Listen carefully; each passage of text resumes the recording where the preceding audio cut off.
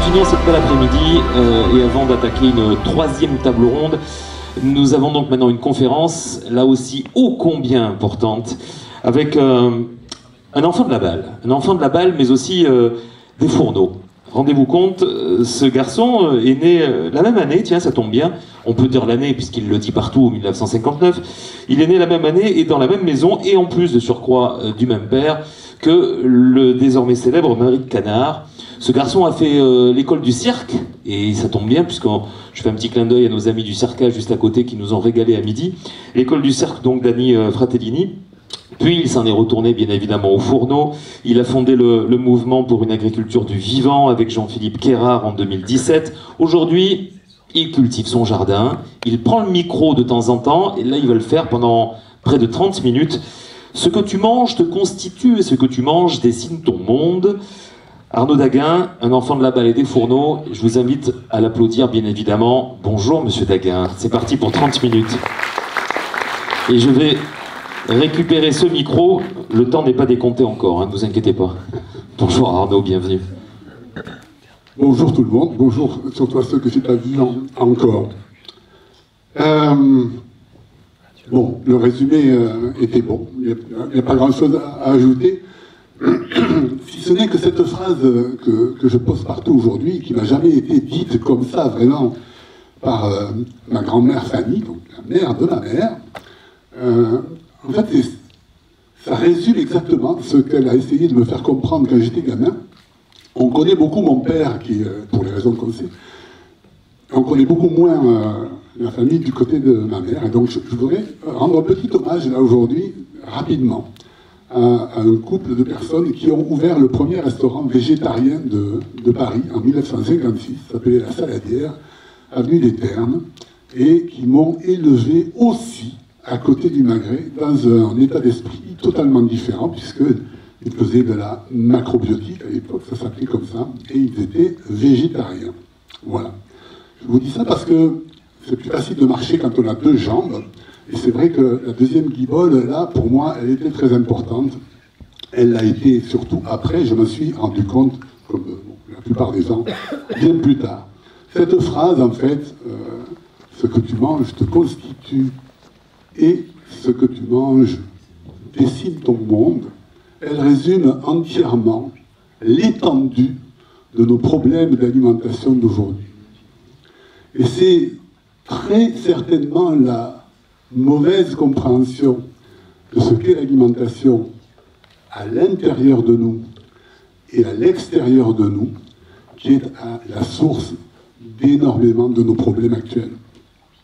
Ça, j'en ai été persuadé pendant les 40 ans que je fais la cuisine. Et pendant ces 40 ans que j'ai fait la cuisine, il y a une question qui me taraudait en permanence, c'était qu'est-ce qu'un bon produit? Quand j'étais gamin, un bon produit, pour moi, c'était un produit qui était bon au goût, un produit dont on pouvait tirer le meilleur quand on était bon cuisinier, un produit qui soit carné ou végétal, qui soit capable de faire sourire ou de faire peut-être même avoir un plaisir ineffable aux gens à qui on le servait. Et puis petit à petit, je me suis aperçu qu'en fait, cette histoire de bon produit, c'était une histoire de valeur, pas de valeur vénale, mais de valeur tout court. Et c'est pour ça qu'à un moment donné, après 40 ans de cuisine, avec mon complice Jean-Philippe Quérard, nous avons créé une association qui s'appelle Pour une agriculture du vivant, parce que, de façon très logique, nous nous sommes aperçus que, en fait, le bon produit, ça démarrait même avant l'intention de le produire. Et donc, dans l'agriculture.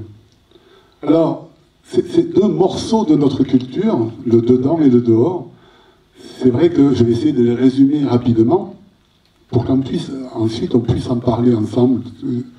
C'est sans doute une des dernières interventions publiques que je fais, c'est un peu émouvant de la faire à Auch, qui est ma ville natale. Ça fait 10 ans que je fais ça, je fais 40 ans de cuisine, je fais 10 ans d'activisme comme ça, pour être prétentieux, d'anthropologie alimentaire. Et j'en ai marre. Voilà. Place aux jeunes. Je pense que le relais est bien pris et il y a énormément de gens et de jeunes gens, ça se voit aujourd'hui d'ailleurs, qui sont prêts à prendre ce sujet et à le prendre comme il faut. ce que j'aimerais, c'est essayer de condenser un petit peu tout ce que j'ai pu comprendre dans ma vie sur ce sujet-là, soyons modestes, pour essayer de le transmettre un petit peu à ceux qui ont la gentillesse de m'écouter. Ce que tu manges te constitue. Ce n'est pas un carburant, ce n'est pas quelque chose qui fait fonctionner un moteur, ce n'est pas que de l'énergie. Ça l'est, bien sûr, mais ça n'est pas que ça. Nous sommes des ignorants, même si nous prétendons, quelquefois à juste titre, savoir beaucoup de choses sur ce qui nous entoure, et notamment sur le vivant, et sur le nôtre en particulier. Mais en fait, on ne sait rien, on sait très très peu de choses. Et le fait que notre alimentation nous constitue, c'est quelque chose qui n'est pas encore dans la culture commune. Il faut réaliser que chaque fois qu'on mange, par exemple, du pain issu d'une bonne farine, issu de bons grains, issu de bons sols, en bonne santé, eh bien, la minéralité de cette farine et de ces grains, elle vient s'ajouter à nos cellules, elle nous fabrique réellement. Chaque fois que vous mangez un fromage au lait cru, chaque fois que vous mangez quelque chose de fermenté, tout le vivant du monde qui est dans ce vivant que vous mangez vient s'ajouter à votre petit vivant, à vous. Et toutes les levures, les bactéries, les microbes, dirait Marc-André Sellos, que vous ingérez viennent s'ajouter à votre microbiote, et votre microbiote, c'est vous.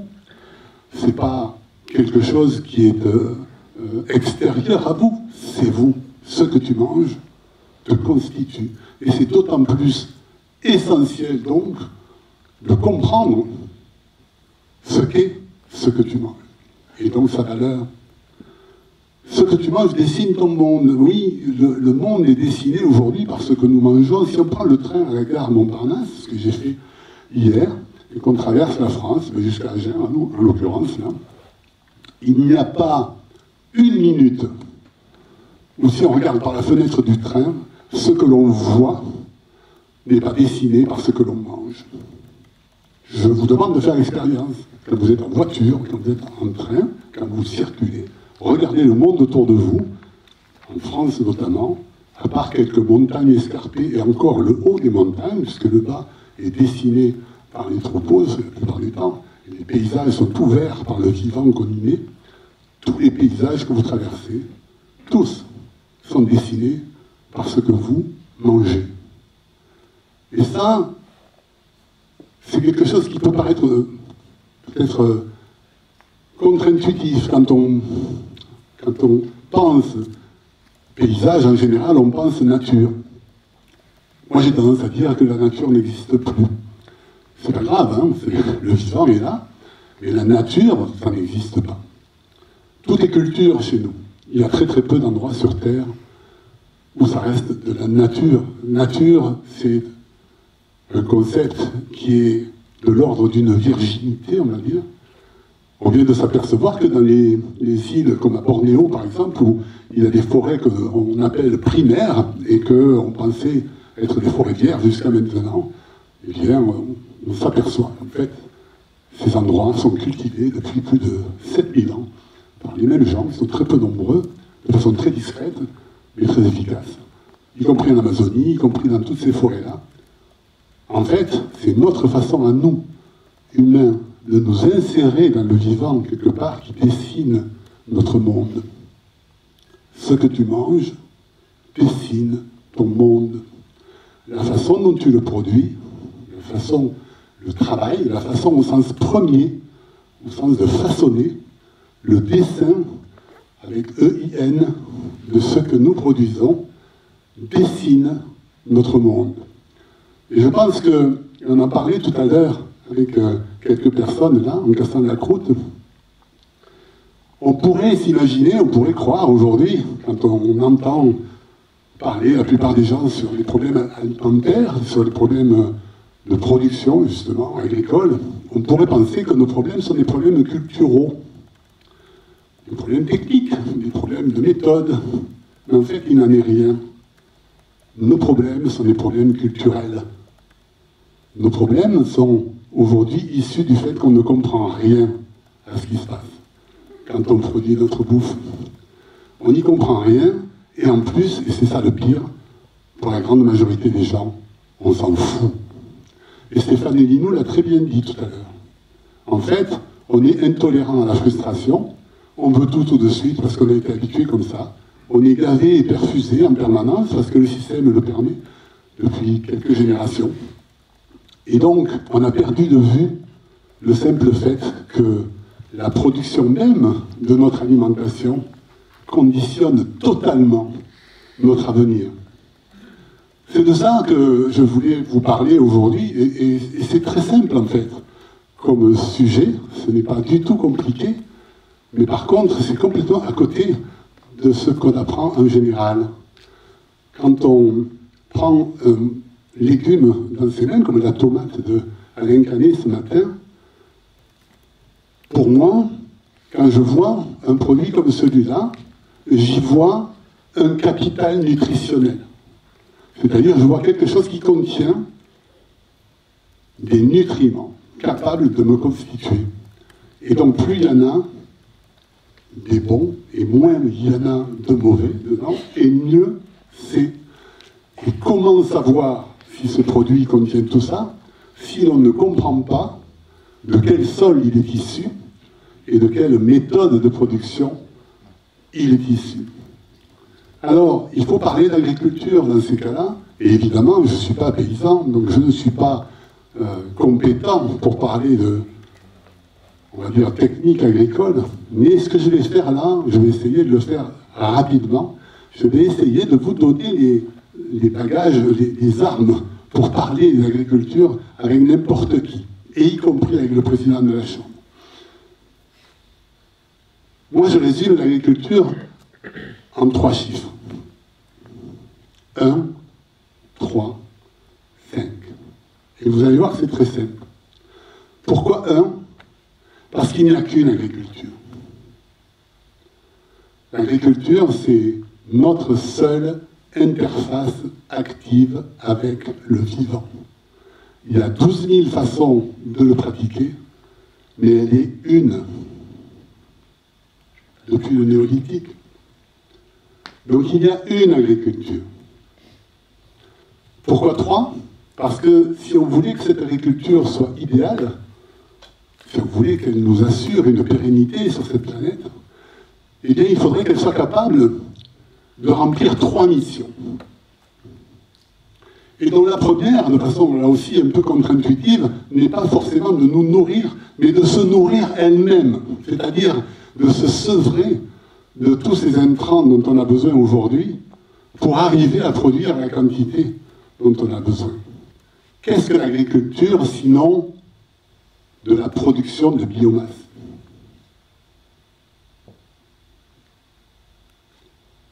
L'agriculture consiste à infléchir la production du vivant. Ce n'est pas nous qui produisons, nous sommes bien infoutus de produire quoi que ce soit, nous les humains. À part un peu de pensée, quelques jeux de mots débiles et quelques exudats, nous ne produisons rien. En revanche, nous savons et nous avons appris à infléchir la production du vivant pour obtenir une production de biomasse. Et cette production de biomasse, si nous l'exportons entièrement de là où elle a été produite, eh bien on voit bien qu'il va manquer quelque chose pour la régénération du sol qui l'a produit. Et donc, peut-être que la première mission des 3 missions en question, pour une agriculture qui se voudrait idéale ou tendre vers l'idéal, eh bien, ça serait tout simplement de se nourrir elle-même, c'est-à-dire de consacrer une bonne partie de la biomasse produite à la régénération du sol qu'il a porté. La deuxième mission, c'est évidemment de nous nourrir, nous. Nous, c'est qui ? Est-ce que c'est seulement les humains ? Ou est-ce que ce sont les humains et leurs bêtes ? Il y a aujourd'hui sur Terre plus d'animaux domestiques que d'animaux sauvages. La biomasse domestique dépasse largement la biomasse naturelle, entre guillemets, ou sauvage. Donc, qu'est-ce qui pourrait nous orienter dans le choix de la proportion entre les humains et les animaux qu'ils élèvent pour essayer de tendre vers un équilibre? Eh bien, aujourd'hui, on peut avoir comme source d'inspiration ce que nous appelons l'équilibre agro-silvo-pastorale, c'est-à-dire l'équilibre entre les plantes qu'on va extraire du milieu, les plantes qui vont y rester, notamment les arbres, et les animaux qu'on va mettre autour, non pas pour les consommer forcément, mais parce qu'ils font partie du projet agricole. Alain Canet en parlait très bien ce matin. Et donc cet équilibre-là, qui n'est jamais le même, car rien n'est jamais pareil en agriculture, nulle part, et cet équilibre-là pourrait peut-être nous donner une indication sur la proportion d'animaux nécessaires et utiles dans le cadre d'un projet agricole. Nous nourrir, nous, ça voudrait dire nourrir les humains et leurs bêtes, sachant que leurs bêtes, c'est pas aujourd'hui la production absolument démente d'animaux, si on peut appeler ça encore des animaux, mais simplement le fait d'insérer ces animaux que nous nous sommes donné le droit de créer, les insérer dans un projet équilibré. La troisième mission d'une agriculture qui se voudrait idéale, c'est peut-être de nous faire la vie facile, c'est-à-dire de nous procurer de quoi nous vêtir, nous abriter, nous éclairer, nous rafraîchir, nous transporter, bref, faire de l'énergie. Elle le fait déjà, de fait.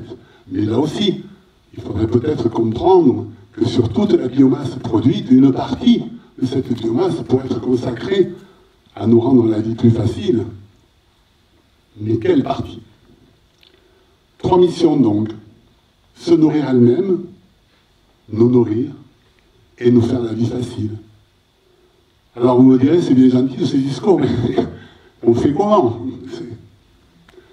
Déjà, ce qu'il faut comprendre, c'est que pour qu'une agriculture soit capable de tendre vers ces 3 missions-là, il faudrait qu'elle puisse produire énormément plus de biomasse qu'elle ne le fait aujourd'hui. Et c'est là que le mot intensif doit se retourner comme une crêpe normalement. C'est quoi l'intensif? Qu'est-ce qui est plus intensif entre la forêt d'Amazonie et un champ de blé bosseron? D'aucuns appelleront culture intensive un champ de blé de la Beauce. Pour moi, c'est pas du tout le cas. En revanche, l'endroit d'Europe qui est le plus intensif au niveau de la production alimentaire, ça s'appelle les jardins de la fraternité ouvrière, c'est à Moucrons en Belgique. Ça produit 12 kilos à manger par mètre carré et par an, sur tous les niveaux. Ça, c'est intensif.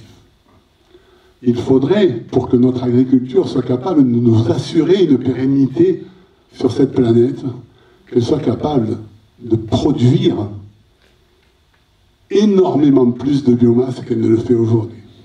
Et ça veut dire qu'on change complètement notre regard dessus. Ça veut dire qu'il y a du végétal partout. Ça veut dire qu'on arrête d'artificialiser les sols. Ça veut dire qu'on arrête des monocultures qui ne marchent pas bien. Ça veut dire qu'on refout des arbres partout. Ça veut dire qu'il y a du végétal dans tous les coins. On est loin du compte. Mais ça commence à rentrer un peu dans les têtes. Quels sont les points saillants? Et là, j'arrive au chiffre 5. Les points saillants, les azimuts à viser, les choses que nous devons avoir en tête quand on parle d'agriculture aujourd'hui, pour essayer de tendre vers la complétude de ces 3 missions. Nous avons relevé, en gros, 5 points. C'est plutôt 4 plus 1, vous allez comprendre pourquoi. Le premier point sur lequel il faut qu'on progresse énormément en agriculture, c'est celui du carbone, évidemment, qui est un sujet qui a été kidnappé par les financiers récemment et par les politiques, et qui du coup donne lieu à des... Enfin, je ne veux pas parler de ça, parce que là, on partirait un peu trop loin, mais cette même mise du sujet, enfin, sur le sujet carbone par nos politiques et par nos financiers, ça me paraît être pas loin du crime contre l'humanité. Mais bon, moi j'aime le CO2, voilà, parce que je sais que plus il y a de CO2, plus il y a de plantes. C'est pas compliqué, c'est scientifique, vous pouvez vérifier ça où vous voulez. Il y a eu sur notre planète des moments où il y avait énormément plus de CO2 que maintenant. Ça n'a jamais empêché la vie, au contraire. En revanche, les moments où notre planète a été aride, presque non vivante, c'est les moments où il y avait énormément d'oxygène. Canet en a parlé tout à l'heure. Il ne faut pas s'oxyder. S'oxyder, c'est vieillir. Oxyder, c'est la mort. J'aime le CO2. Le carbone, l'hydrogène, l'oxygène et l'azote fabriquent le vivant. C'est ça. C'est les 4 lettres du vivant, c'est CHON. C-H-O-N. Et plus il y en a, du CO2, et mieux on se porte, en fait. Simplement, on a tendance à oublier ces bases-là et en faire autre chose, et pour d'autres raisons. Mais nous avons besoin d'une agriculture qui, par ses propres pratiques, capture dans l'atmosphère et stocke dans les sols un maximum de carbone. Les sols vivants sont des sols remplis de matière organique. Les sols vivants, les sols fertiles, sont des sols carbonés. Nous avons besoin d'une agriculture qui fixe dans les sols un maximum de carbone. Et ça veut dire qu'on suit la vieille règle du vivant, grandir, mourir, pourrir, nourrir. C'est ça le cycle du carbone. Plus il y a de plantes, plus elles meurent, plus elles rendent tout au sol, plus il y aura de plantes. Ça, c'est le premier point. Le second point sur lequel il faut qu'on comprenne mieux et qu'on agisse mieux, c'est celui de l'eau. Il y aura toujours la même quantité d'eau à peu près sur Terre, et dessous, on n'en sait rien. On est ignorant de ça. Mais en tout cas, dessus, on voit à peu près, et il y en aura toujours à peu près la même quantité. Le problème, c'est comment elle tombe et où elle tombe. L'usage de l'eau, c'est ça le sujet. Et c'est la façon dont on utilise l'eau qui est absolument fondamentale pour notre avenir à nous. Ce n'est pas sa présence ou son absence, c'est notre utilisation de l'eau. Qu'est-ce qu'on en fait? Est-ce qu'on la laisse partir, comme en ce moment, en artificialisant les sols au maximum, quand elle tombe en masse, ou est-ce qu'on est capable de fabriquer des sols capables eux-mêmes de l'infiltrer, de la filtrer et de la stocker? Nous avons besoin, deuxième point, d'une agriculture qui, par ses propres pratiques, produise des sols agricoles capables d'infiltrer, de filtrer et de stocker un maximum d'eau. Le troisième point, on va aller jusqu'à 5, c'est celui de la biodiversité. Là encore, un sujet assez mal compris, souvent. On parle de disparition de la biodiversité sans pratiquement jamais faire remarquer que la biodiversité, elle commence sous nos pieds. Et elle commence avec des choses qu'on ne voit pas. Si vous voulez des oiseaux dans le ciel, il faut qu'ils puissent manger des insectes, par exemple, ou des vers. Et si vous voulez ça, il faut que dans le sol, il y ait des virus, des bactéries, des amibes, des acariens, des insectes de plus en plus gros et des vers de terre. La biodiversité, ça commence dans les sols et notamment dans les sols agricoles.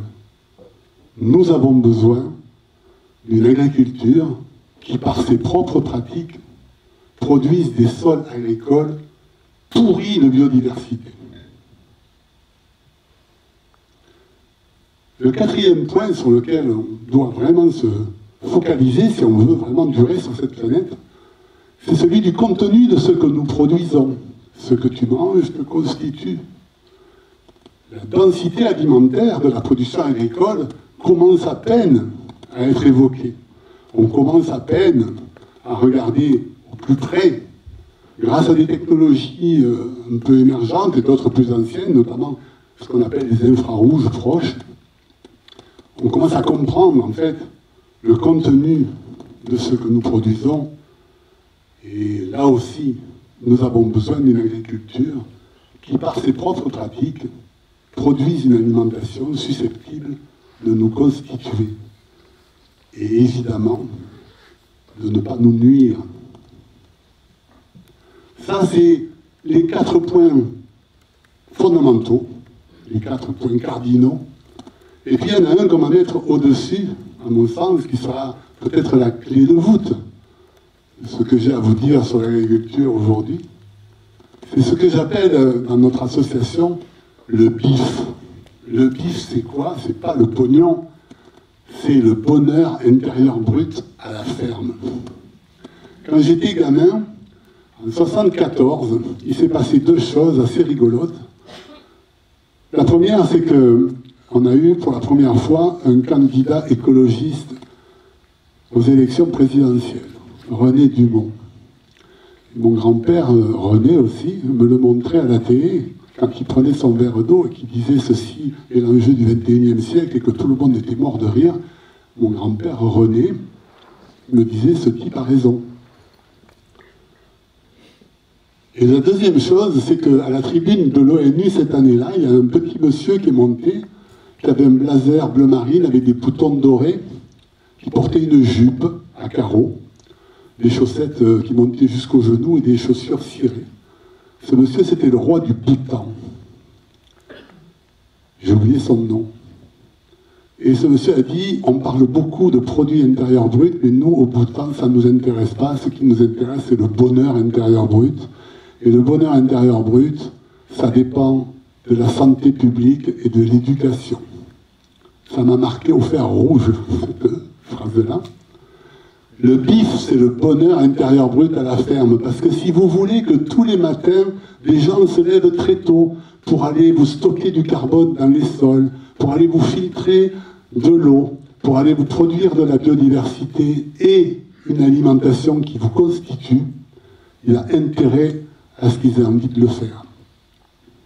Et pour qu'ils aient envie de le faire, il faut qu'ils soient un minimum heureux. Nous avons besoin d'une agriculture qui, par ses propres pratiques, rende les agriculteurs heureux. C'est ça que j'avais à vous dire aujourd'hui sur l'agriculture et sur les produits qui nous constituent et qui dessinent notre monde. J'espère que les jeunes gens qui prennent ce sujet, et j'en vois beaucoup dans notre association pour une agriculture du vivant, qui ont intégré complètement ces problématiques-là, qui sont totalement sans frontières morales, qui ne pensent que indices, c'est-à-dire outils d'évaluation, qui comprennent que les labels, les tampons, tout ça c'est bien joli pour vendre, mais que c'est pas ça qui va nous faire avancer. Ce qui va nous faire avancer, c'est de savoir en temps réel ce que nous sommes en train de faire par rapport à notre alimentation, et donc par rapport à ce qui nous constitue et ce qui dessine notre monde. Voilà. Merci beaucoup, merci infiniment Arnaud Daguin, et je vous invite à rejoindre la salle. Merci pour ces propos inspirants et on est vraiment ravis de vous avoir parmi nous cet après-midi.